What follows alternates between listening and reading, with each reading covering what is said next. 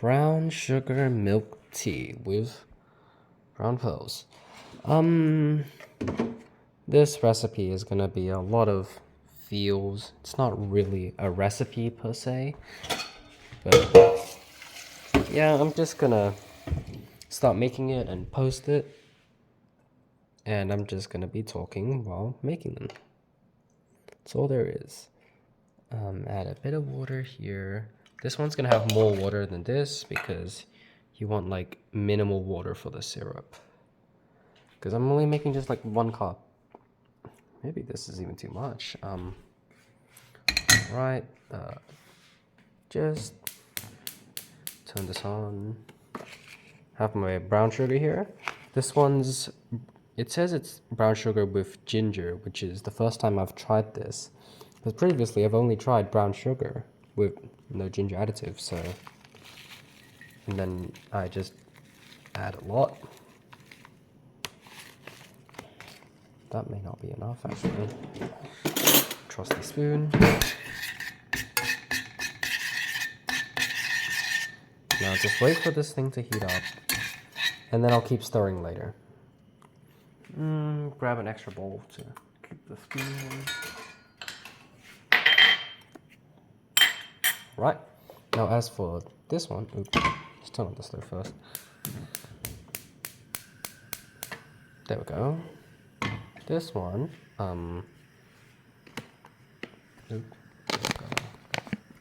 dang it. Grab the scissors since I can't open this with one hand.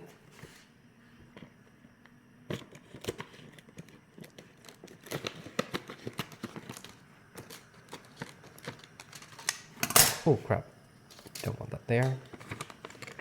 Okay, that's a lot of pearls.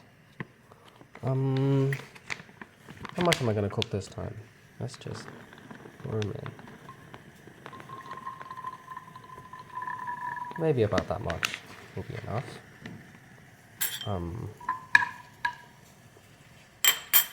And then for sugar, I'll add this one that I've used previously, dark brown sugar.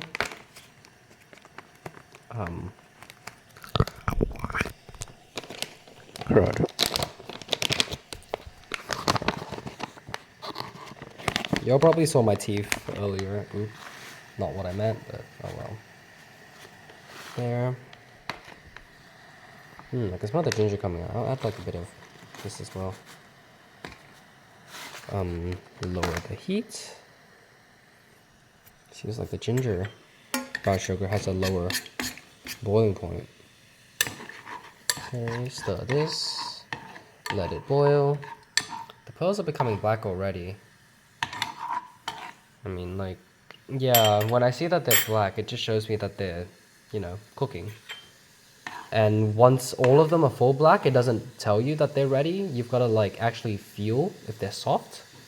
Because, like, if the outside's black and the inside's, like, uncooked, then that's not something you want. Because the inside won't be chewy. Like, I'm trying to squish this right now, and the pearl's, like, really hard. Like, you can see me trying to compress it. And so that's why you have to cook it. But yeah. As for this, that's still a lot of water. So I'm just gonna do this as service and just add more.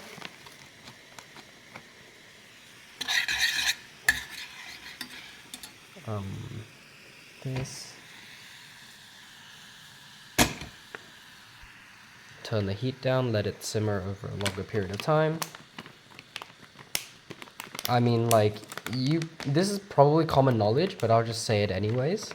If you cook something very quickly over a short period of time, it's worse than cooking something slowly for a longer, for lower temperatures over a longer period of time. Reason being, the heat has enough time to, like, travel through, like, the entirety of what you're cooking. And if you, like, cook it quickly, then the heat doesn't have as much time to go through the insides. For small things, then, like, it doesn't really matter because the heat's, like, more easily distributed. But for bigger things like steaks, fish, I don't know, just meat in general, you risk having the inside of the meat raw. I mean, for steak, it doesn't really matter because like a lot of people like eating it rare or very rare or medium. But for this, I've got to be careful because I can't neglect like the softness of this. As for this, it seems good enough. I will maybe turn this heat off. As for this, I'll put it onto low simmer. And now, okay, let's just leave these here. I'll pack this up later, the sugar and the pearls. This cup, we don't need that water anymore. Okay, so the tea. I use black tea, Lipton black tea. I don't know, you guys can try experimenting with other types of tea, it doesn't matter. The way I do it, I grab 2 tea packets, cup of water. This is our hot water boiling machine. If I can just grab these tea packets, that's 1. That's 2. Geez, one-handed operations. This is actually like difficult. Add boiling water. Not too much, but just like maybe halfway is enough, yeah. And then just like, I just keep dipping to try and make sure that the tea is like seeping in there. I use 2 to like up the intensity of the tea flavor. And the reason why I use water and I don't just like pour hot milk in there is because the milk doesn't particularly react well with the tea bags.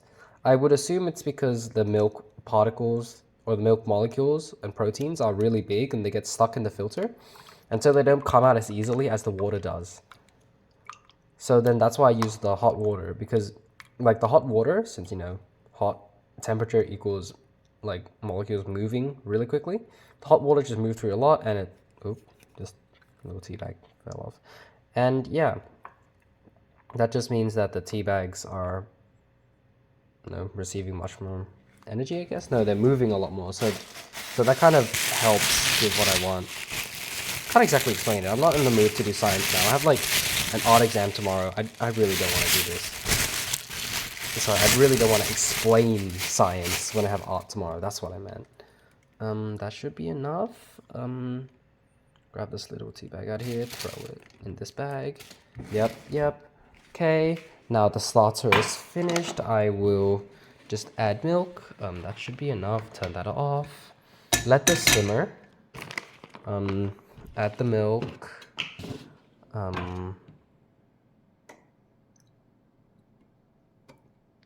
Okay. Let's use the spoon, stir it a little bit.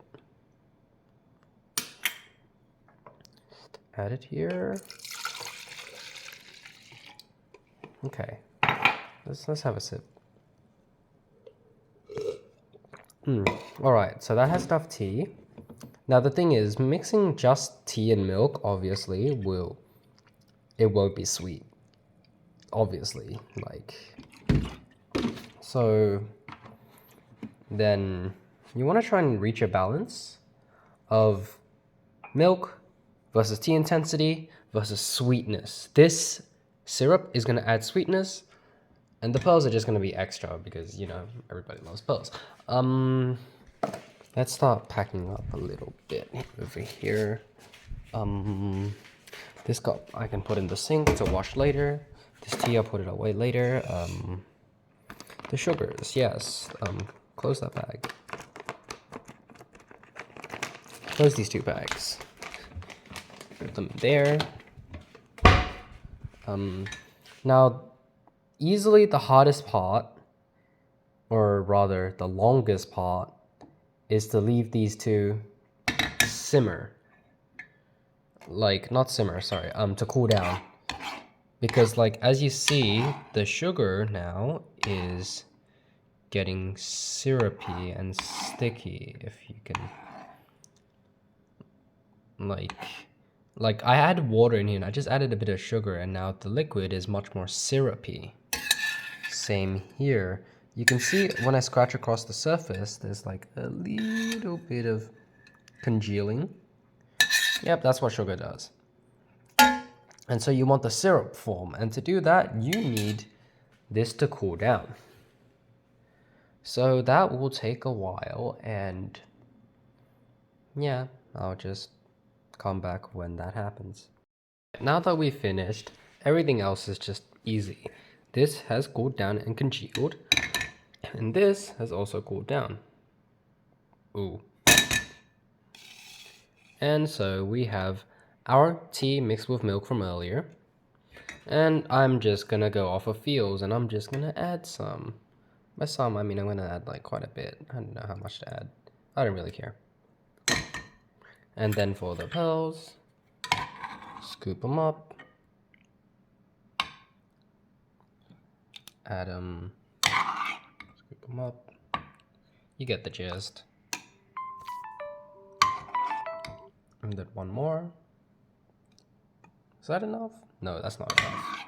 I need more. One more spoon. Cool. Stir it up. Now you do a taste test. Let's grab this random pearl that fell off. Pretty good. As for this, ooh. Now if we focus here, this is one side of me screwing up. So you see a lot of the sugar granules, like on the top, the surface, which tells you that you didn't fully cook the sugar, which means I should have cooked it a bit more. Whoops. As for taste, it actually tastes really good. Maybe it needs a bit more tea, but otherwise it tastes really good. Gonna cook this a bit more, and then I'm gonna add it. But yeah, that's about it. That's how I make my brown sugar milk tea.